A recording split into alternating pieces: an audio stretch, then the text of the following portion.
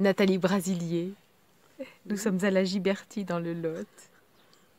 Une voilà. maison de famille. Une Depuis quelle maison de année? famille depuis 1847,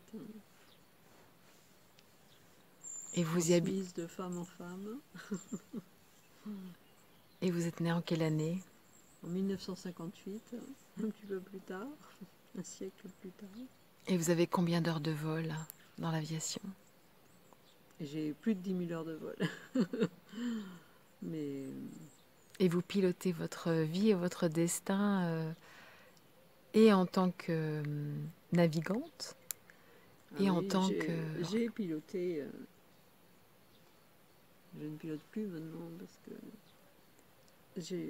j'habite toute l'année ici.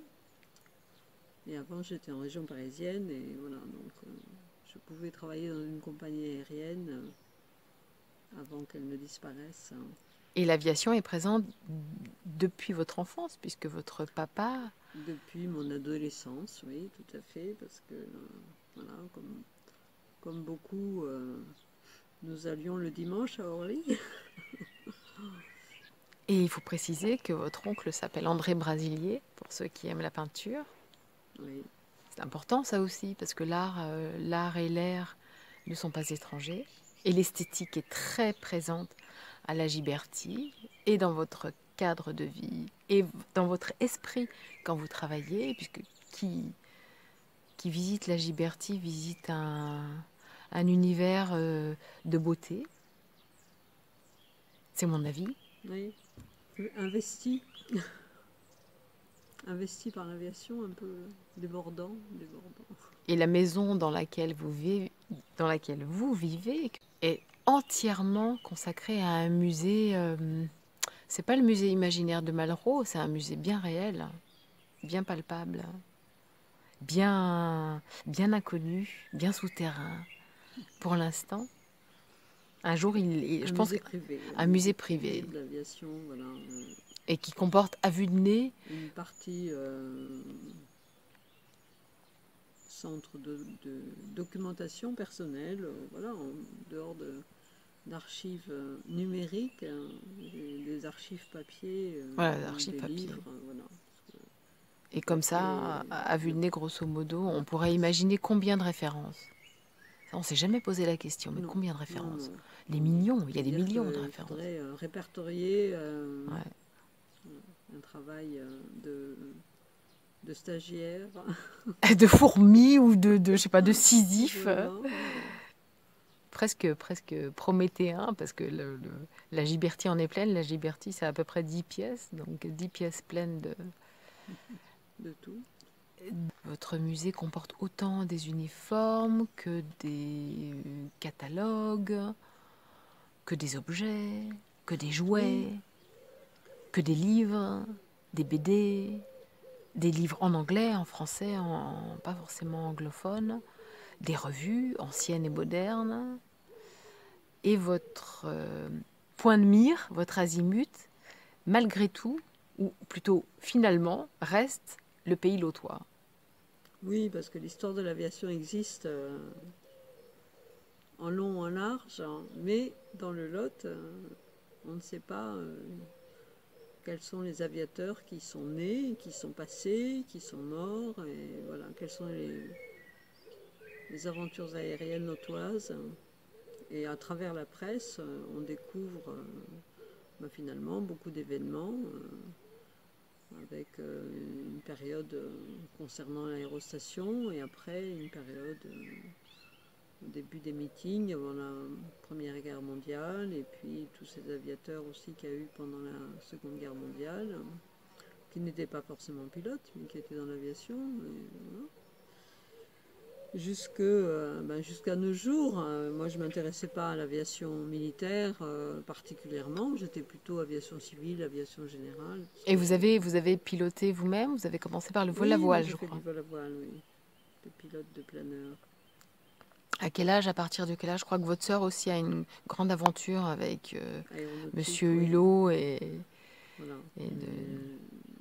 Elle n'était pas pilote, mais elle, plutôt du côté constructeur, Mhm. inventeur. Voilà. Et moi, bon, ben, j'ai volé, oui. J'ai j'ai fait du planeur. Euh, À partir de quelle date, à peu près dans quelles années? oh, vers 1978, ça fait déjà quelques années. Et j'ai cru comprendre que cette période de planeur a fait la jonction avec l'édition et justement des magazines et Oui, l'écriture. c'est-à-dire que donc j'avais gagné un baptême de l'air, hein, à la foire de Paris, où nous étions allés avec mon père, hein. Il y avait un stand de la Fédération française de vol à voile, hein. Et donc il y avait un petit concours et on pouvait gagner un baptême de l'air. Et donc j'ai gagné un baptême de l'air et un jeudi de l'Ascension, je suis allée sur le terrain de Ben, au centre de jeunesse, hein, et donc j'ai fait un baptême, voilà, la météo n'était pas très bonne, ça a duré, pas duré très longtemps, on n'est pas resté en l'air longtemps, mais j'ai dit, bon, je vais y retourner, puis je vais m'inscrire, hein, voilà, je vais faire un stage pendant les vacances. Et vous avez fait le Et stage. donc, voilà, j'ai fait le stage et ça a démarré comme ça. Et sur les terrains de Ben, il y avait un monsieur qui venait parce que son fils était remorqueur et qu'en plus il était dans l'aviation, ce monsieur. C'était le patron d'Aviation Magazine et il s'appelait Roger Cabiac, hein. Et à l'époque, moi j'étais encore étudiante et je devais faire un stage, hein. Et donc j'ai demandé si c'était possible de faire un stage à Aviation Magazine. Voilà. Et donc j'ai commencé euh, ce stage en fonction de mes disponibilités à la fac, hein. C'est-à-dire ça n'a pas duré un mois, mais c'était sur plusieurs jours, c'était entrecoupé. J'ai travaillé avec Lucienne Biancotto, parce que c'était plus l'aviation générale. Et puis, et puis après, bon, j'ai fait des piges pour Aviation Magazine.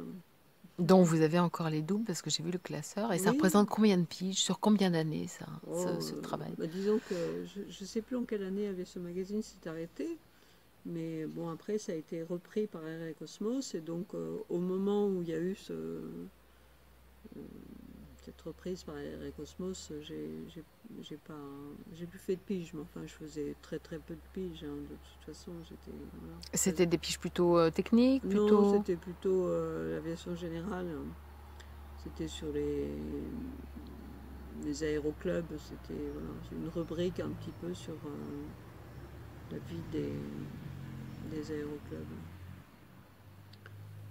Ou le vol à voile, compte rendu d'assemblée générale. Donc là, vous aviez votre bac. Vous avez eu votre bac à ce moment-là. Ah oui, oui, non, c'était bien après. Enfin, bien après. C'était Et vous avez suivi le stage, en fait, on devait le faire pour valider la licence, hein. Donc, je faisais D'accord. une licence d'anglais-espagnol, Ah. LEA. Où ça, à Paris? Vous étiez à Oui, à Paris? Paris 4, à la Sorbonne. D'accord. Oui. Donc, après le bac, moi, j'avais fait Hippocagne, hein, et commencé Cagne, hein. Mhm. Et puis après, Donc des études plutôt littéraires? oui, oui, oui. Enfin, et après, par équivalence, je suis rentrée en deuxième année à la fac, hein, période là où j'ai Ouais, commencé à voler, en fait. Je devais aussi éventuellement partir. En fait, je devais peut-être partir en Roumanie. Ça s'est passé comme ça. J'avais travaillé comme bon, des étudiants, des petits boulots, et j'avais une correspondante roumaine, hein, qui m'avait invitée. Mais bon, dans ces années-là, on n'était pas très dévergondés, on va dire. Et donc, ou pas je très devais libre. aller dans cette famille en Roumanie. Et elle m'avait écrit pour me dire que c'était pas possible, hein, qu'elle pouvait pas me recevoir chez elle, hein, que je devais aller à l'hôtel, hein. Ah, Et d'accord. donc, bon, à 17-18 ans, je ne me Ah, voyais à pas trop l'hôtel. à Bucarest, Ah à oui. l'hôtel, même si je ne faisais que dormir. Et donc, du coup, j'avais cet argent de poche que j'avais gagné, prévu pour partir en Mhm. Roumanie. Et du coup, ben, je l'ai dépensé pour m'inscrire et faire ce stage. Ah, c'est Voilà, rigolo. C'est oui, marrant. au centre de jeunesse de Ben. Et puis finalement, Vous êtes resté finalement. ben oui, je suis restée. Il y avait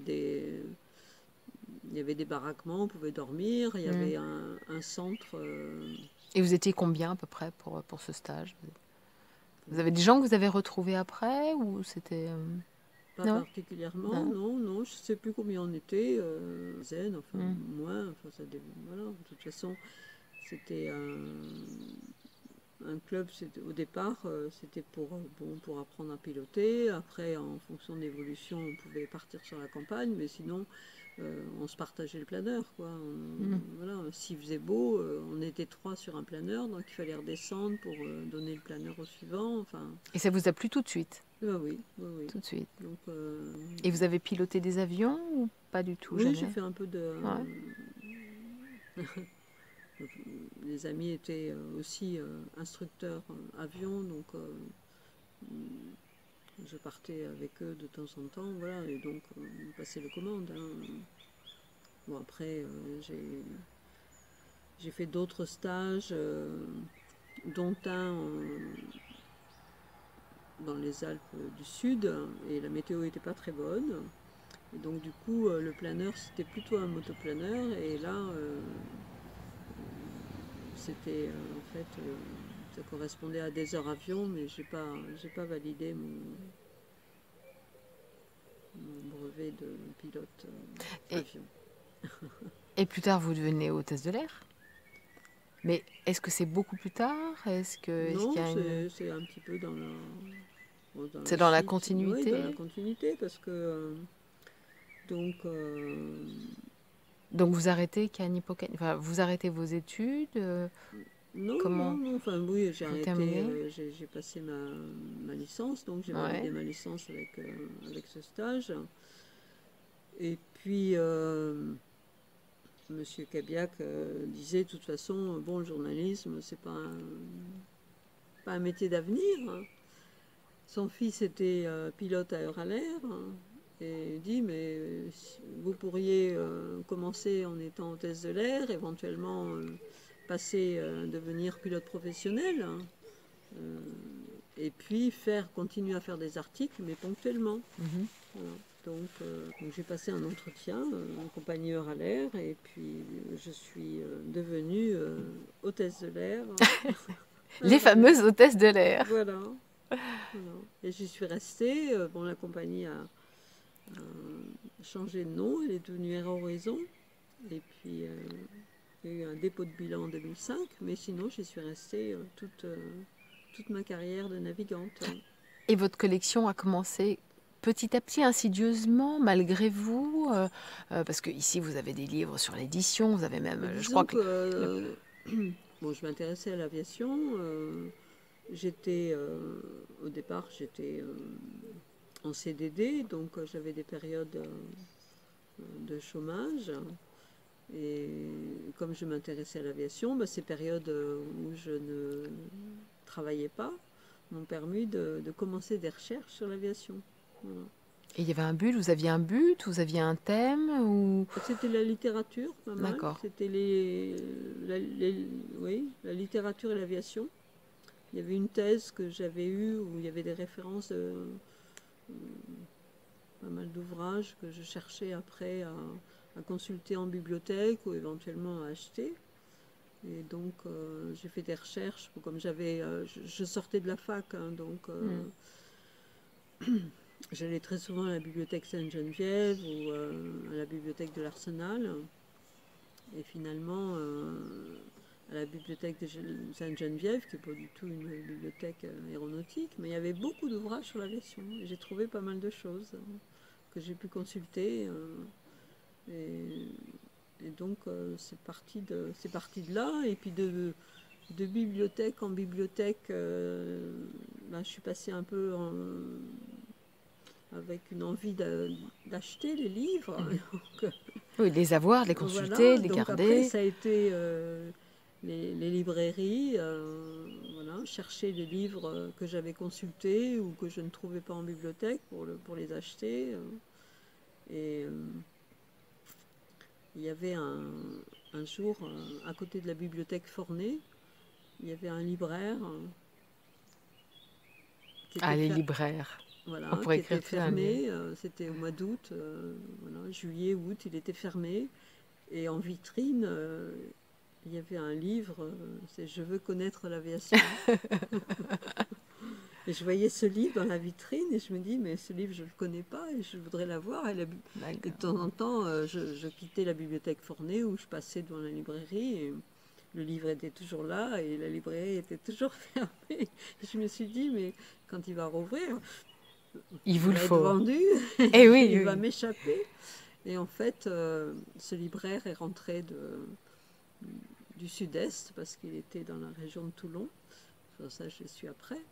Et donc, un jour, il était ouvert et j'ai pu acheter ce livre, hein, voilà. Donc, ça fait partie de mes premiers achats. Et vous avez rencontré le libraire. Et j'ai rencontré le libraire, Voilà, voilà. Donc après, c'est important. sympathiser, voilà. Et, s'il trouvait des choses sur l'aviation, il m'en faisait part, il les revendait éventuellement. Enfin, voilà, donc c'était. Et sinon, dans la famille, il y avait dans la maison, il y avait des numéros d'illustration.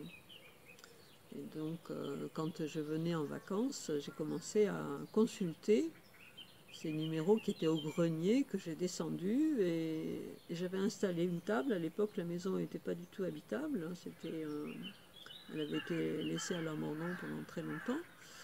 Et j'avais installé une table ici, mais alors Là où physiquement on est. ici, exactement, euh, une table rectangulaire en bois que j'avais sortie.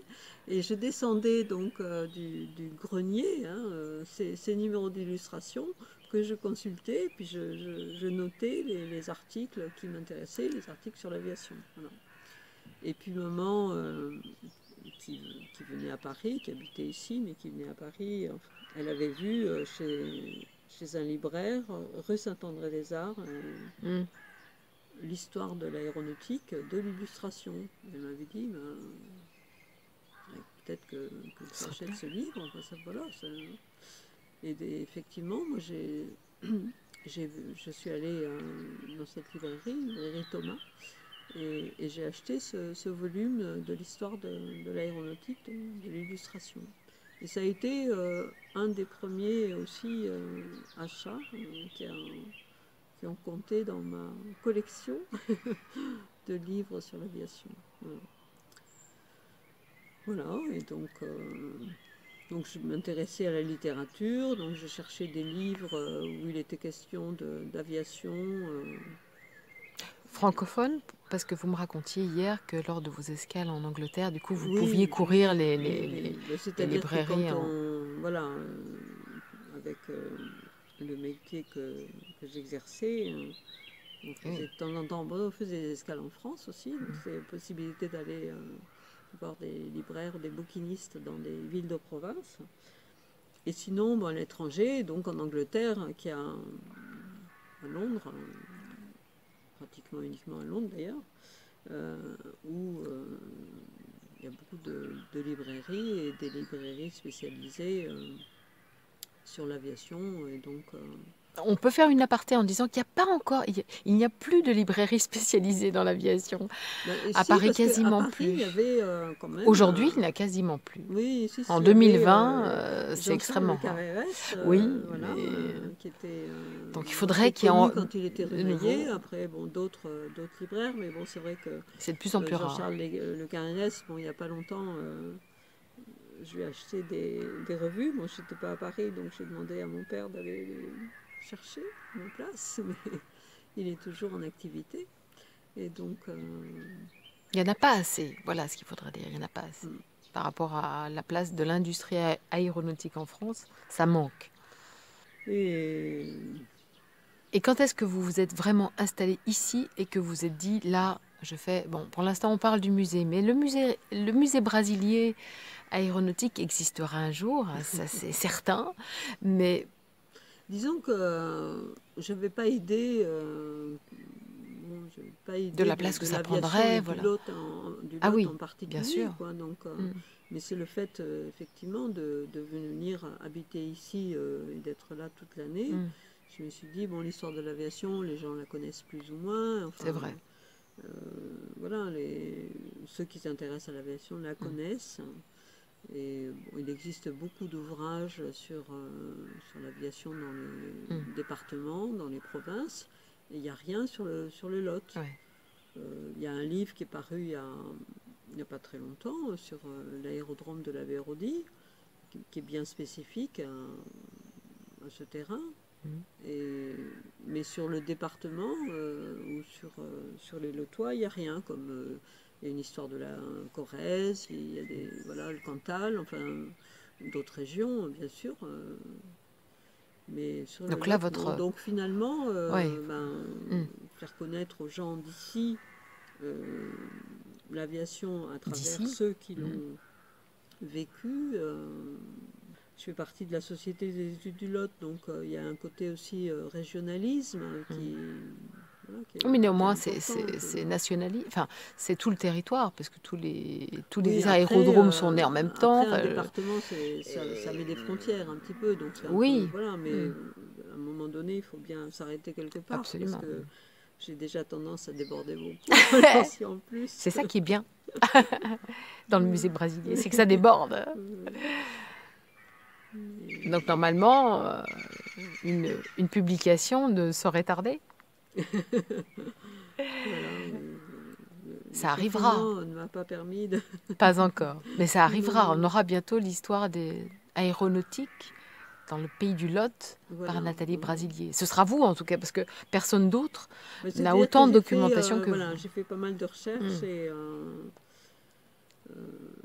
j'ai eu la chance aussi de faire la connaissance de Lucia Moraro qui m'a communiqué toute une liste d'aviateurs, enfin de brevetés pilotes lotois, parce que c'est quelqu'un qui a fait un travail phénoménal sur Mm. l'aviation et qui a des données impressionnantes et qui continue.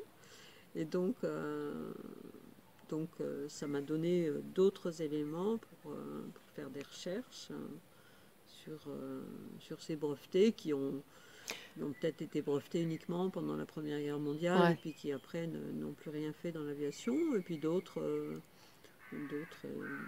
qui ont eu un parcours aussi dans la profession. Il y a deux as lotois, voilà, les as de 14-18, Ruamps et Nuville. Ah, Ruamps, d'accord, Ruamps, il était du Oui, Lot. oui, oui, c'est un D'accord, parce que lotois. Ruamps, on le voit avec Adrien Bolland, enfin, Hein. on le suit dans pas mal de meetings aussi. Mais D'accord, je savais pas. ouais, je sais pas si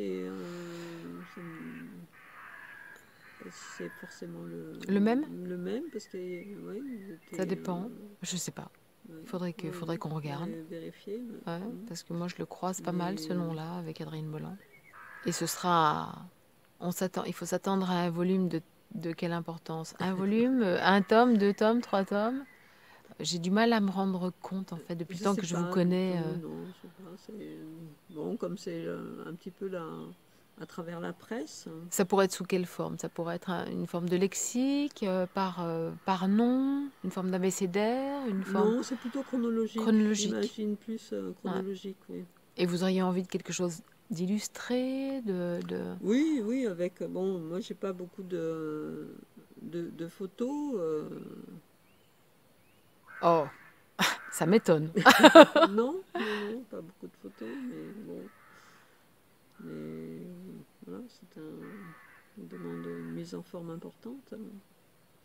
Et quand j'étais donc à Euraler, euh, je lisais de temps en temps Icar. J'avais des amis qui étaient pilotes de ligne et donc qui étaient Hmm. abonnés à la revue Icar et que je regardais, consultais chez eux. Et il y avait une publicité aussi pour une association de documentation aéronautique dont j'avais déjà entendu parler parce que le frère du père de ma nièce faisait partie de cette association qui était dans le 14e. Et le père de ma nièce et son frère habitaient le 14e. Et donc, j'ai adhéré à cette association de documentation aéronautique, hein, qui était en fait une bibliothèque de prêt. Et donc, j'ai emprunté des ouvrages que je ne trouvais pas dans les bibliothèques. Et en plus, l'avantage, c'est qu'on pouvait les emprunter, parce que souvent, dans les bibliothèques comme Sainte-Geneviève ou l'Arsenal, on ne consulte que sur place. Je suis allée aussi au centre de documentation du musée de l'Air. C'est pareil, on ne consulte que sur place. Est-ce que là, on pouvait emprunter les ouvrages. Et pour faire connaître cette association, le président tenait un stand au meeting de la Ferté-Alais. Je dis Gaucher parce que j'ai fait du parachutisme. Mais la Ferté-Alais que tout le monde connaît, voilà, les ailes, bien sûr. Donc on a. Puis bon, on est sur la web-série d'Adrienne Bolland. Donc de suite, on a tenu ce stand qui permettait, parce que bon, le président vendait des livres qui étaient en double pour pouvoir en acheter d'autres pour la bibliothèque.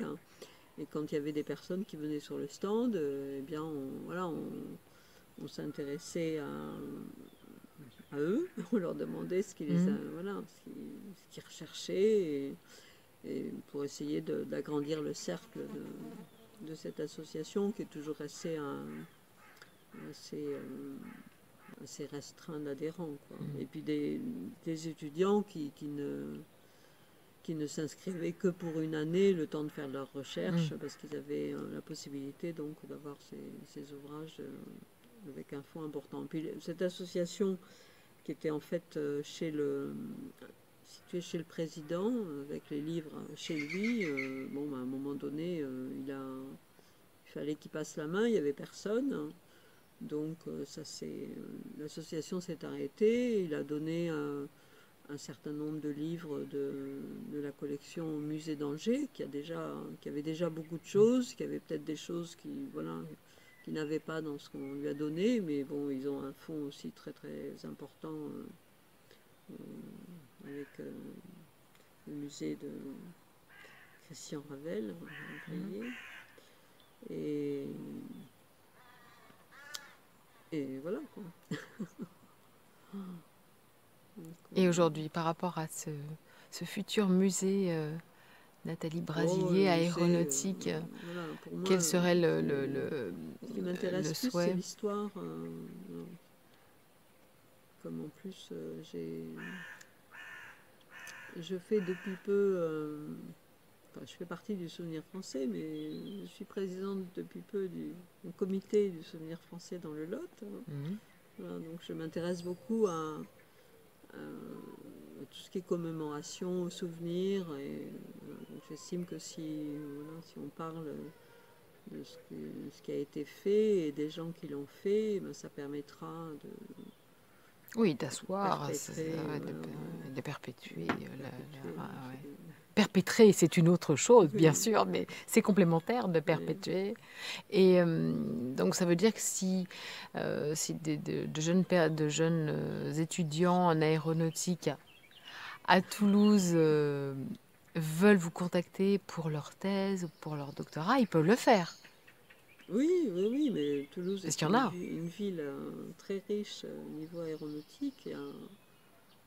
Des fonds aussi. Et en études, oui, puisque dans quelques années, je pense qu'on verra les prochains, on va dire, les prochains étudiants qui auront justement en finalité des études aéronautiques et en termes d'archéologie aéronautique, puisque il faut rappeler quand même que l'aviation est née en 1895, donc c'est tout neuf, mais que la part de marché est énorme en France, et puis l'histoire est immense, et sur le territoire physique, et sur le territoire littéraire, et dans l'imaginaire, parce que finalement, dans votre collection, il y a énormément de livres sur ce que pourrait devenir l'aviation, et des livres écrits en 1900 ou en 1910. Oui.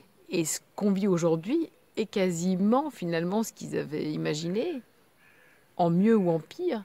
Donc ça veut dire que c'est une fuite en avant qui devrait s'accentuer en toute logique. Donc forcément, il va y avoir des On étudiants. espère, oui, que la situation actuelle ne va pas mettre un coup de frein très... En toute logique, votre collection aura sa place dans les années à venir dans la mémoire aéronautique française. oui, Ok, parce oui, que de vous êtes... toute façon, c'est une partie de l'histoire. Voilà. Tout à fait. Ouais.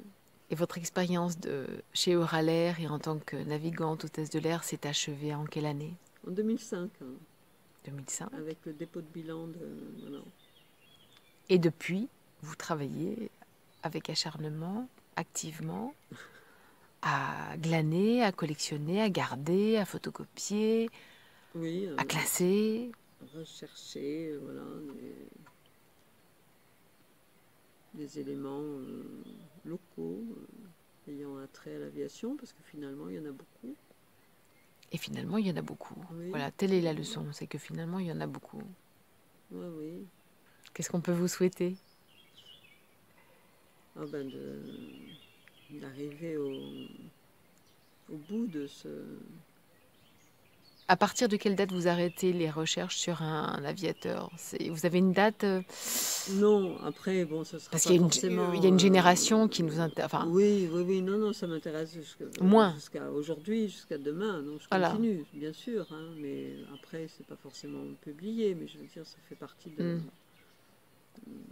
la suite de l'histoire, parce qu'il se passe encore des choses, on a encore des pilotes, un voltigeur. C'est pareil, ils ont été complètement arrêtés, leur activité, là, depuis quelques mois. Non, ça va reprendre, ça va reprendre. Rien n'est immuable. Et Louis Vanel, qui est cadurcien, mais qui s'entraîne sur le terrain de Villeneuve-sur-Lot, fait partie de l'histoire. Alors, merci d'histoire, et puis merci la Giberti, merci le Lot. Merci Colline. À très bientôt.